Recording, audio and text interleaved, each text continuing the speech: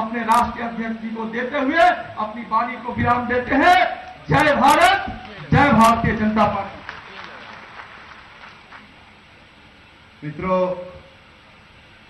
कई ऐसे कार्यकर्ता थे जो अपने आदरणीय राष्ट्रीय अध्यक्ष जी और अपने आदरणीय नेता का स्वागत करना चाह रहे थे, लेकिन समय अभाव के कारण उनको समय नहीं मिल सका। इसलिए आप सब एक बार पुनः तालियों की गड़गड़ाहट से सामूहिक रूप से मंच का स्वागत करेंगे। और अब हम भारत सरकार के केंद्रीय राज्य मंत्री और हम सबों के लोकप्रिय आदरणीय श्रीमान गिरिराज सिंह जी से हम आग्रह करेंगे कि वो आए और हम सबको संबोधित करें।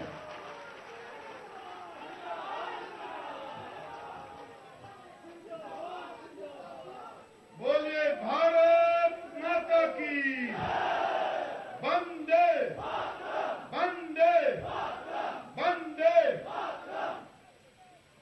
परम आदरणीय राष्ट्रीय अध्यक्ष जी, जिनके कारण हमने देश में भारतीय जनता पार्टी और भारत मां की झंडा को बुलंद करने का काम किया है, मंच पर आसीन बिहार प्रदेश के चुनाव प्रभारी जो हमें किसी भी परिस्थिति में अगर हम एक कदम आगे बढ़ने की कोशिश करते हैं, इनके जोशीले व्यवहार से हम 5 कदम जाते हैं। हमारे अनंत कुमार जी जो केवल केंद्र में मंत्री नहीं हैं बल्कि बिहार के प्रभारी भी हैं, माननीय अनंत जी मंच पर आसीन, हमारे प्रदेश के अध्यक्ष युवा और जिनके नेतृत्व में हम सब काम कर रहे हैं, माननीय मंगल जी, और भारत सरकार के स्वास्थ्य मंत्री, मैं इन्हें बिहारी ही मानता हूं, नाम तो जरूर हिमाचल से आए हैं लेकिन इनकी पूरी जिंदगी बिहार में ही गुजरा है, इसलिए बिहारी ही मानता हूं, माननीय जगत प्रकाश नड्डा जी। और एक ऐसा सांसद जो सूरत से सांसद हैं, अगर उत्तर भारतीय और बिहारियों से किसी का बहुत अच्छा संबंध है तो हमारे इस क्षेत्र के प्रभारी माननीय CR पाटिल जी, मंच पर आसीन उत्तर प्रदेश के पूर्व अध्यक्ष हमारे बड़े भाई मानवर शाही जी, छत्तीसगढ़ से आए हुए हमारे नेतागण, मंच पर आसीन सत्येंद्र कुशवाहा जी, नवीन जी और राष्ट्रीय मंत्री रजनीश जी, और उपस्थित इस जंग की लड़ाई में नित्यानंद जी ने आपको हुंकार भराने का काम किया। मैं ज्यादा कुछ नहीं कहते हुए, क्योंकि मैं भी आया हूं अध्यक्ष जी से कुछ सुनने, इसलिए मैं 2 ही शब्द कहूंगा। ये लड़ाई बिहार की धरती है। बिहार की धरती पर सोनपुर में गज और ग्राह की लड़ाई हुई थी और यही लगभग महीना है। ग्राह चाहता था कि गज को हम पानी में ले जाएं और गज चाहता था कि जमीन पर आए। वंचितों की आवाज, गरीबों के मसीहा भारत के प्रधानमंत्री नरेंद्र भाई मोदी ने कहा है कि बिहार की धरती पर हम जात पात और घृणा फैलाने वाले लोगों से एक बड़ी लकीर विकास का खींचेंगे और विकास के अखाड़े पर हम खींच करके लाएंगे। यही हमारा संकल्प होगा। आप देख रहे होंगे कि हताशा में विपक्ष है, इसीलिए वो समाज के साथ नहीं बल्कि विष भवन करने में लगे हुए हैं। और मैं कहना चाहता हूं कि आज बिहार में कोई ऐसा जात नहीं है जो मुख्यमंत्री नहीं हुआ है।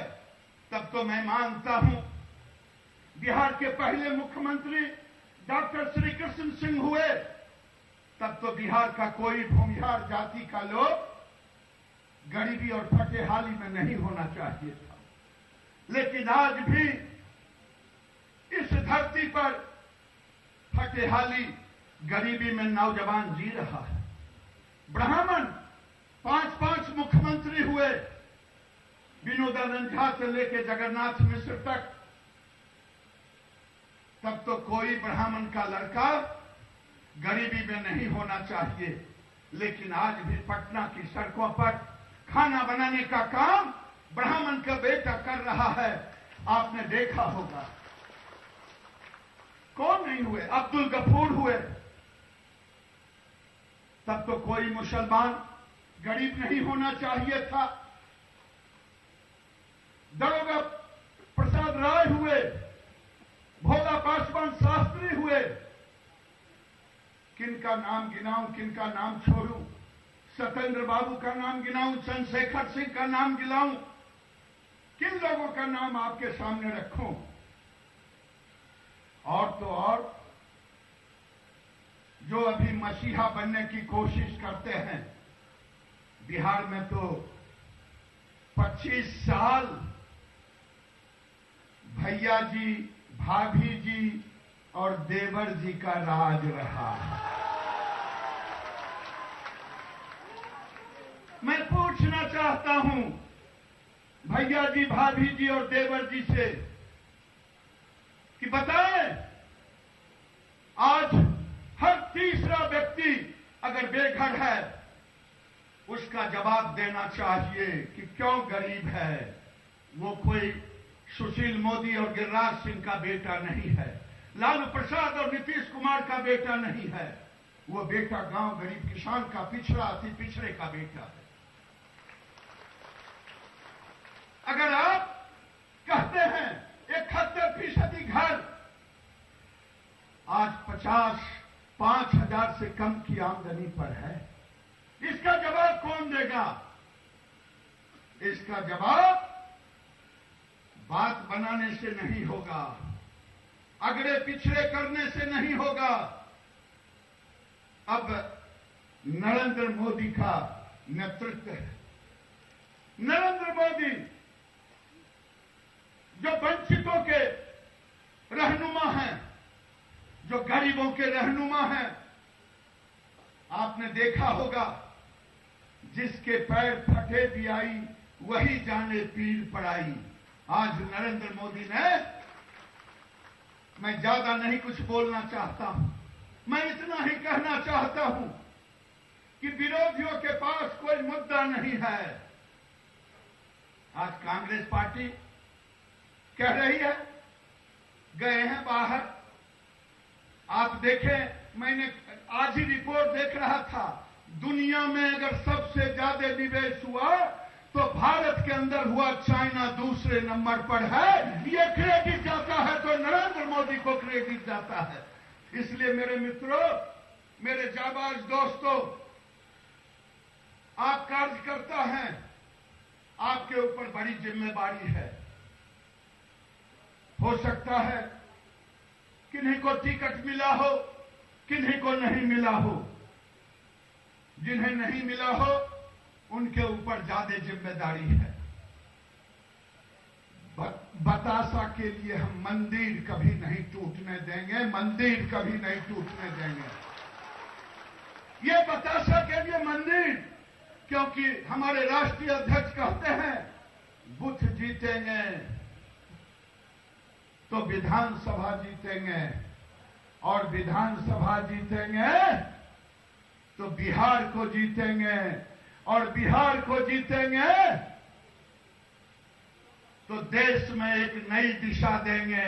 अगर नरेंद्र मोदी ने विवेकानंद के बाद भारत की झंडा को फहराने का काम किया है, तो ये बिहार की धरती से बिहार की जीत के बाद देश की राजनीति की दिशा को हम मोड़ने का काम करेंगे। बहुत बहुत धन्यवाद।